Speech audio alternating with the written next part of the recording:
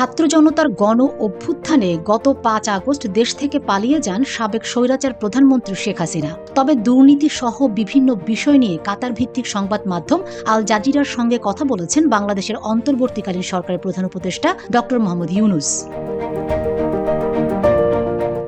রান্নাঘর না হোক কান্নাঘর, গাজী কিচেন হুড স্বাচ্ছন্দ্যময় রান্নাঘরের বিশ্বস্ত সঙ্গী।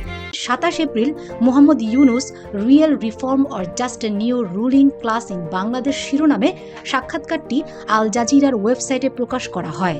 সেখানে ডক্টর ইউনূস বলেছেন, বাংলাদেশের পরিস্থিতি দেখে মানুষ মনে করে অন্তর্বর্তীকালীন সরকার এখনো তাদের জন্য ভালো সমাধান। তিনি আরও বলেন, দেশের জনগণ অন্তর্বর্তী সরকারকে চলে যেতে বলছে না, বরং একটা ভালো নির্বাচন উপহার দিতে সরকারি নির্বাচন আয়োজনের দিকে যাচ্ছে। সাক্ষাৎকারে প্রধান উপদেষ্টা বিগত সরকারের অনিয়ম ও দুর্নীতি দূর করে দেশে অর্থবহ সংস্কার এবং অতীতের যে কোনো সময়ের চেয়ে ভালো নির্বাচন উপহার দেওয়ার প্রত্যয় ব্যক্ত করেছেন। সংস্কারের তালিকা ছোট হলে ডিসেম্বরের মধ্যে নির্বাচন এবং তালিকা বড় হলে আগামী বছর জুনের মধ্যে নির্বাচন অনুষ্ঠানের কথা বলেছেন তিনি।